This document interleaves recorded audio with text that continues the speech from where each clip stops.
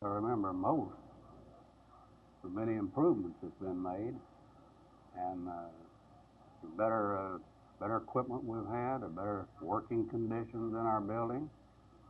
And in the last few years, we have been able to increase the salaries enough that we have been able to get more educated people and more qualified people to actually furnish the people with a qualified police service that they deserve. How did you get into police work yourself? Well, I was working for the city of Dallas in the engineering department, and I just had thought about it for a few months about coming over and going to work in the police department. So one day I just came over and asked Chief Claude Trammell for a job, and he gave it to me riding a motorcycle, and that was my first assignment.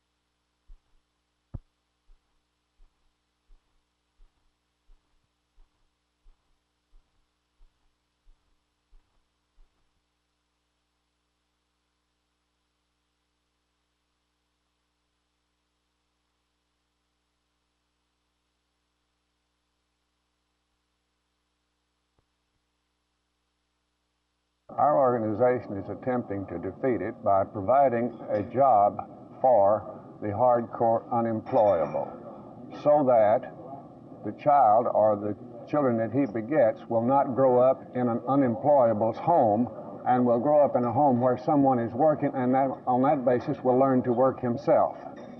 Know that that is the thing to do rather than to follow the footsteps of his father where his father didn't work.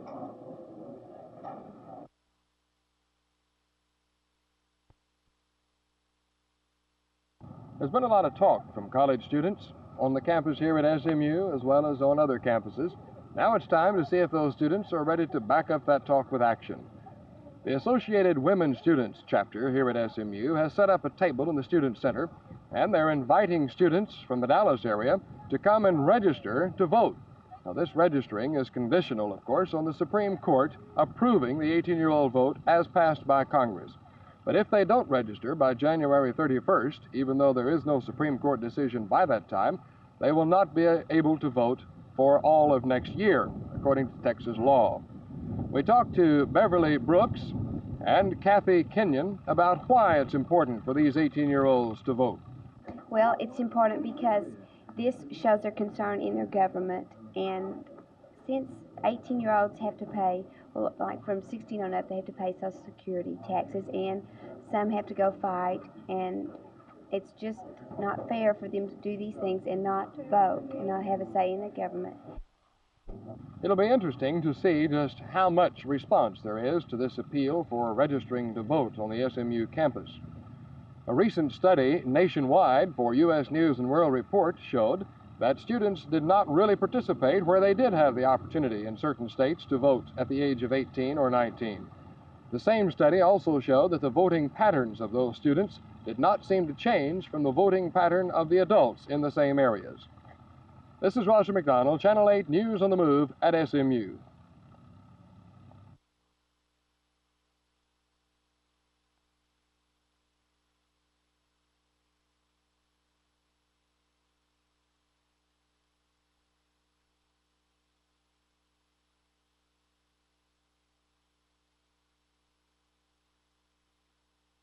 Well, I think it is turning around, and our indicators show that it certainly is. The rate of inflation is coming down steadily. Interest rates are down. They've just made another drop. Housing starts are way up, and there's a steady reversal of the inflationary trend. Now, we do have some problem with wages and prices. Some of the settlements that have come about lately have been inflationary. The White House issued an inflation alert today that pointed out some of the dangers in this regard. But I think on a steady basis, we can look for the economy to continue to improve. There isn't anything wrong with the American economy. There's nothing sick about our business structure. It's just a matter of a difficulty in reversing this psychological tendency to overrate the inflationary tenacity, that's all. Why do we have to have the $15 billion deficit in the budget next year? Well, that budget deficit is not a deficit when viewed in terms of full employment. The President has said in discussing budget deficits, and incidentally, I'm not ready to concede at this point the deficit's going to be that high. The President said on many occasions that a true deficit is one where the economy at full employment is not producing a surplus. And since we don't have full employment at the present time, when we get to full employment, the rate of governmental spending won't produce a deficit. The Vice President's visit to Dallas indicates that there apparently is nothing to rumors that the administration has written off Texas because the Republicans showed little or no additional gains in the last election. This is Roger McDonald, Channel 8 News on the Move at Love Field.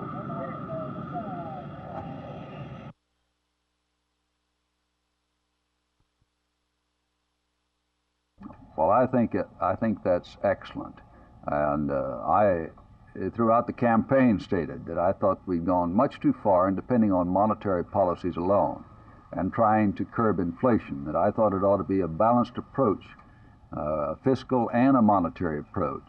And that means to try to work toward a balanced budget and with some moderation to work on monetary controls, but they'd gone much too far on that. So you'd had some severe dislocations, particularly in the housing industry. I'm delighted to see the cut in the rates. Senator, one other question. Do you have any thoughts on wage and price controls? Is it too late, or would you like to see them? I want very much to see them use job owning, to use voluntary wage and price guidelines. But it's not enough to have a commission, an independent commission that meets once every quarter to do what they call inflation alerts. I don't think this accomplishes anything.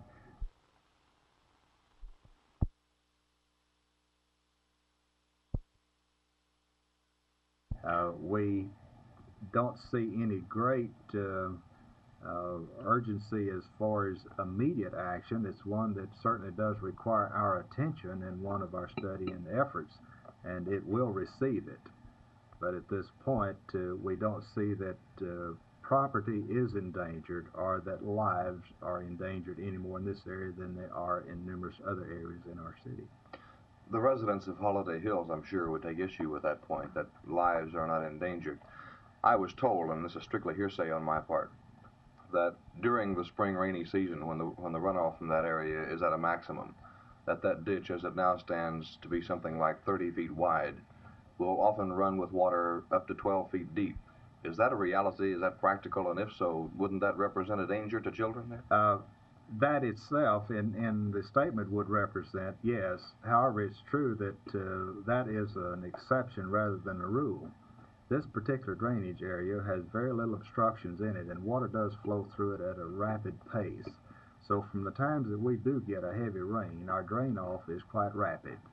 And certainly in the times when it's up, I would think that people would have foresight enough to watch their children, not to let them get there. But I didn't mean to say that we're not concerned about the welfare of our children at all, for we are, just as we are everyone else. But it's also true that we have other drainage ditches through our city and in the hearts of residential areas that present the same problem.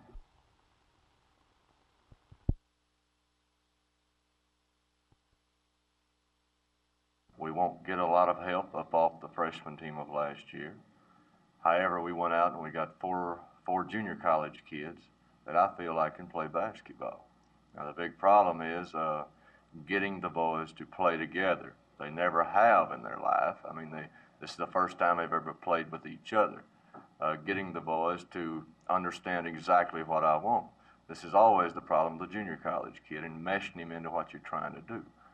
And there is an old wives' tale, I hope it's a wives' tale, that says you never get anything out of a junior college boy his first year, and but the second year he will help you. Well, if that's true, we've had it, because we have 4 junior college kids, and I'm counting on them.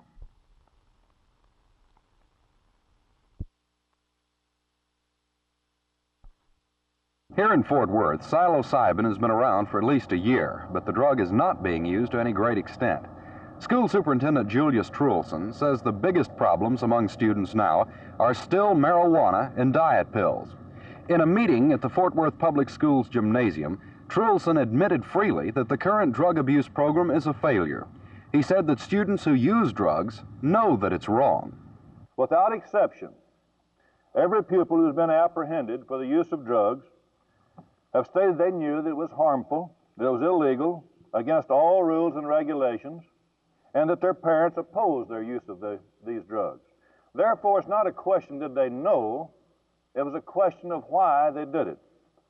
Trulson continued that any prevention program will fail without the support of the students themselves. So now the administration is asking members of the student councils to submit recommendations on how to combat drug abuse. It's an effort to see if the young can succeed where the old have failed. Jay Lewis, Channel 8 News on the Move, Fort Worth.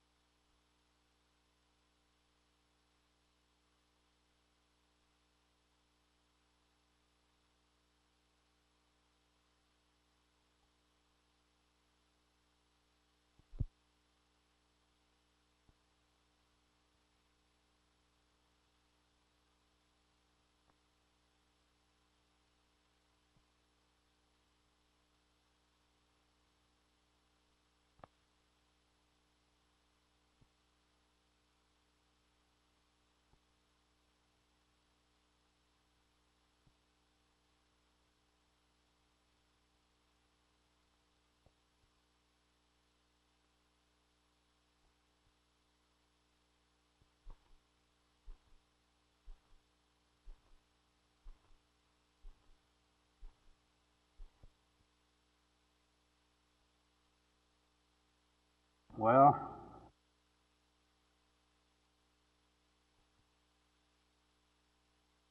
we have no indication that the Southern case has brought about pressure. I think you're aware of the fact that there has been an investigation of our representation of Brent Stein, and that certainly can be considered pressure.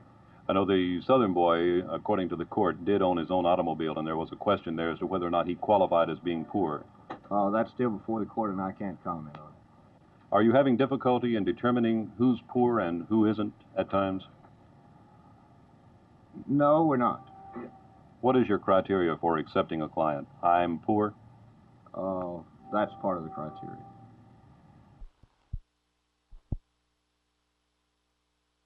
The lawyers in this program are gravely concerned about the meaning of Mr. Rumsfeld's action in firing Lenzner and Jones, and by resolution have today unanimously urged him to reinstate the two men, to reaffirm OEO's commitment to the integrity of the attorney-client relationship, and to restate OEO's belief in the concept of law and order for all, including legal justice for the poor.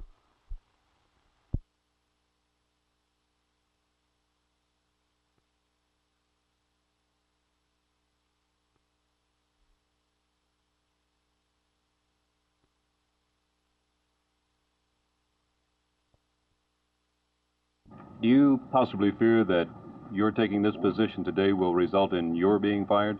No, I do not. Are you part of this group that is organizing the bus trip to Washington, D.C. to visit Congress? I'm not part of the group, but I certainly support that action. I understand that that groups of our clients are organizing a trip to Washington to contact their congressman and to demonstrate their concern about the threats being made to legal services. At a time when Dallas Legal Services is possibly hurting for funds, why would you spend funds in this manner? We do not plan to spend any of the project funds in this manner.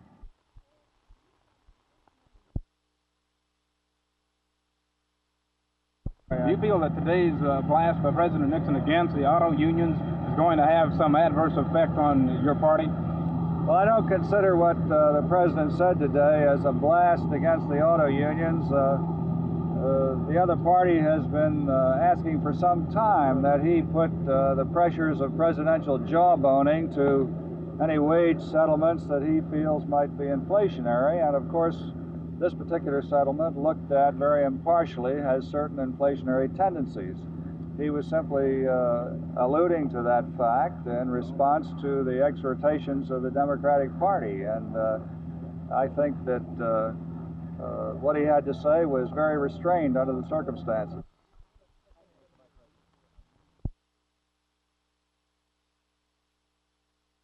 You mentioned endorsing the president's actions in trying to wind down the war in Vietnam. Then do you endorse the president's action in renewing bombing above the DMZ? Well, I think that this was on a temporary basis and on selected targets, and on that I would not differ with him. Then you do endorse that action? From what I know of it from the press, and that's all I know. Let me say this, that I asked the president to arrange briefings for me on Vietnam, on the Middle East, on the SALT talks, on our defense posture. And Dr. Kissinger has done that, and I'm to have those briefings in the very near future. And I feel that I'll be a little better informed then than I am now.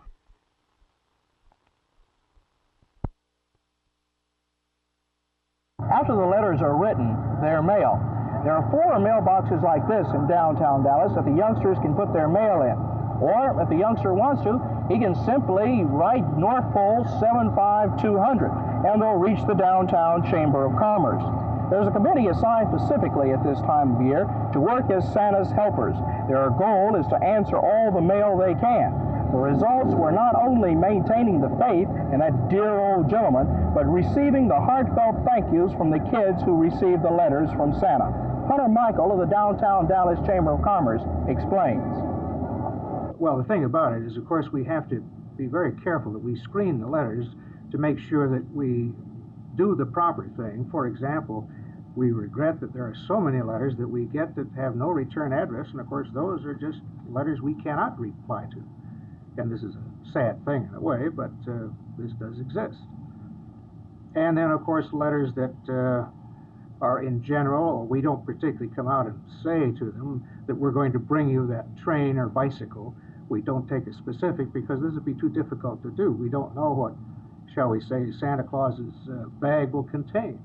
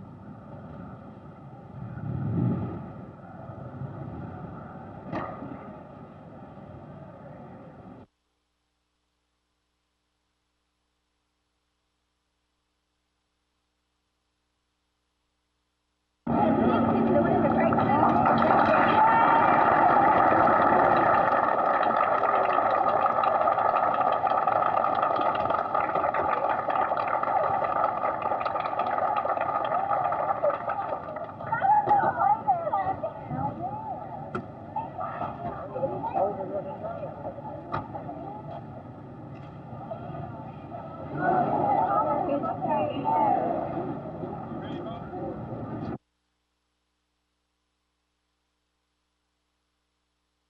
Democratic Party in Texas has had perennial problems for scores of years because of the failure of Texas to have a law authorizing political parties to protect themselves against infiltrators and party wreckers. 40 states in this union have party purity laws which help protect the honesty and the purity of our political system by making it a crime illegal for members of one political party to cross over into the primaries and conventions of another party and thereby deny that opposite party the right to pick its own candidates to carry its banner. Junior college students are unhappy over what they claim is unfair pressure on certain unnamed faculty members to resign. In a meeting today, student David Stockton explained the students' viewpoint. I would like to emphasize the fact that although no instructor has been officially informed that their contracts will not be renewed, it is common knowledge among the faculty that the school administration has already made the decisions about this matter. These unofficial decisions by the school administration affect every faculty member and every student on this campus. Some administration officials were asked to the meeting to listen. One, Dr. Philip Spiegel, the Dean of Instruction at TCJC, was asked to comment on Stockton's remarks from the administration viewpoint. In terms of the total operation that we're talking about, it's hard for me to respond to each point, but all decisions have not been made. Everything is not final in terms of what recommendations will or will not be made. I know their status now, but I can assure you that everything isn't finalized at this stage of the game, that everything isn't finished in all categories. And so some things are still up in the air and some decisions are still being made. As of this moment, everything is unofficial. Faculty members must be notified by December 15th as to the status of next year's contract. Students here admit that they're putting pressure on the administration. Pressure, in their words, for the administration to listen to them and be fair. Jerry Park, Channel 8 News on the Move, Tarrant County Junior College, Fort Worth.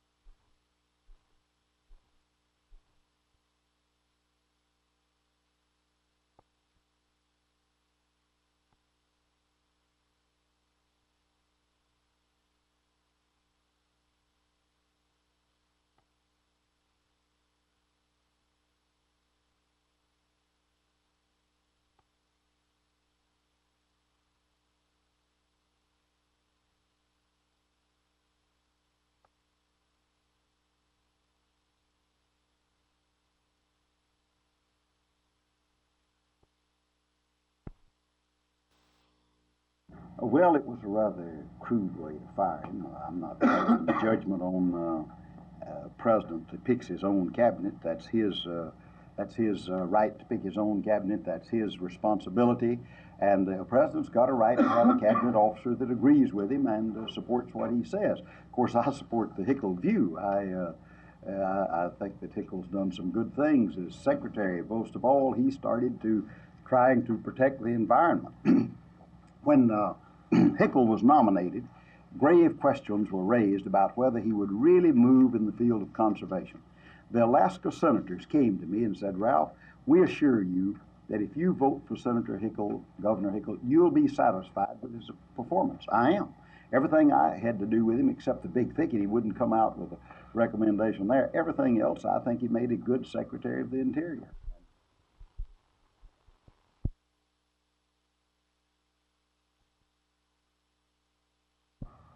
On the part of the City Council, as a result, to set aside a part of the forthcoming bond sale for the repair of same. Gentlemen, it's been a year. Now, the point is reached of fencing this ditch, and certainly the city would be agreeable to fencing that portion which we are responsible for, and that is the abutment areas as well as the 2 lots that we now own there and we purchased to reserve for access into the ditch when we get the money to adequately construct the drainage boxes. If the homeowners in that area would be agreeable to joining us in a fencing program, I'm sure that you'd find us receptive to that. Certainly, it's the obligation of this city commission to listen to the voice of the people and carry out their wishes. And if a bond issue is called, and I again restate that I wouldn't hesitate to recommend it to the council that we do that. But were it called and passed with the full understanding that it would be paid for with a tax rate increase and the people voice their pleasures on it, then I would be willing to start negotiating on a contract at the very earliest date.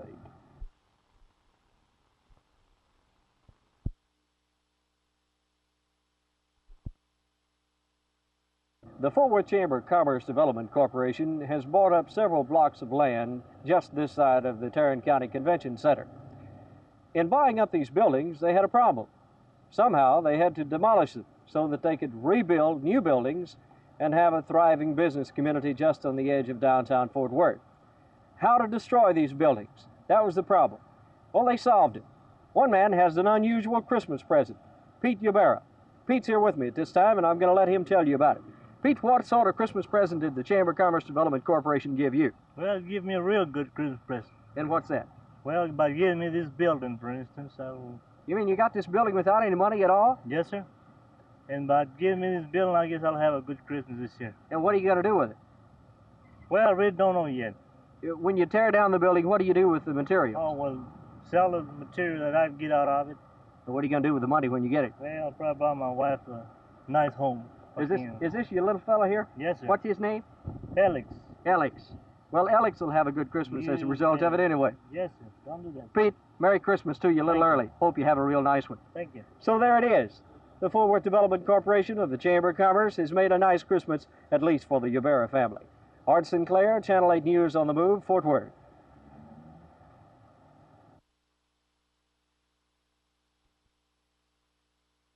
And it made me do a lot of thinking and a little less sleeping, because I have the petition here in front of me and the facts there that was presented over a year ago.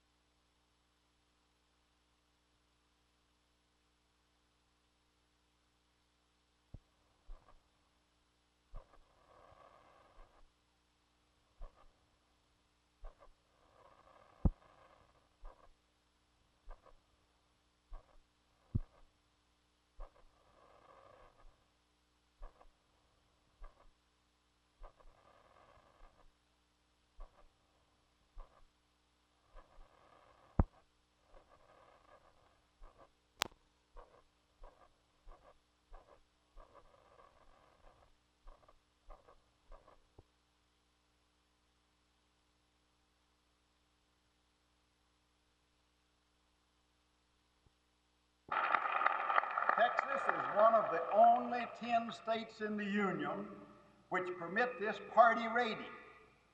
Another is Tennessee, and you see the results. Albert Gore, one of the all-time great senators of the Senate, defeated. That's the result of poor laws in these two states. Well, we've had party raiding here in Texas. In Texas, last May the 2nd, we've had careful checks made. A minimum of 200,000 Republicans crossed over into the Democratic primary and voted for a senatorial candidate who had quit the Democratic Party in the 50s to support the Republican candidates for the presidency. Time after time, the Democratic Party in Texas has been raided as ruthlessly as the Korean communists boarded the Pueblo on the high seas, shackled Commander Butcher and his crew, and took the vessel captive. The Republicans boarded the Texas Democratic Senate ship in the primaries last May, took it captive, and sailed it into Spiro Agnew waters, and he's been bragging on the nominee ever since then. And